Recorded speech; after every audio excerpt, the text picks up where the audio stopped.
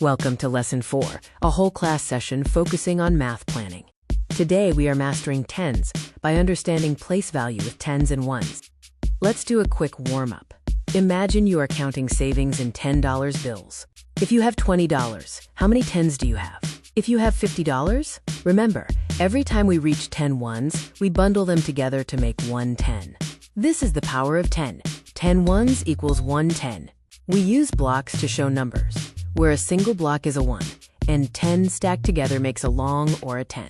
Let's break down the number 34. We look at the tens, which is 3 tens, represented by tall sticks. Then we look at the ones, which is 4 ones, drawn as small dots. Let's try one together. 42. How many tens and how many ones do we need?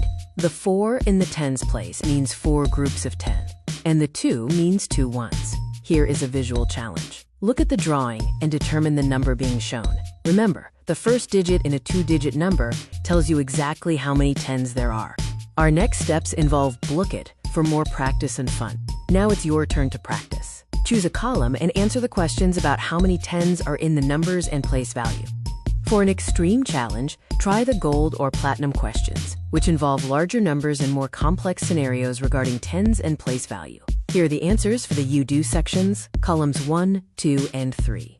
Review your work and check your understanding of tens and ones. Finally, review the answers for the You Do Extreme section, covering both gold and platinum challenges.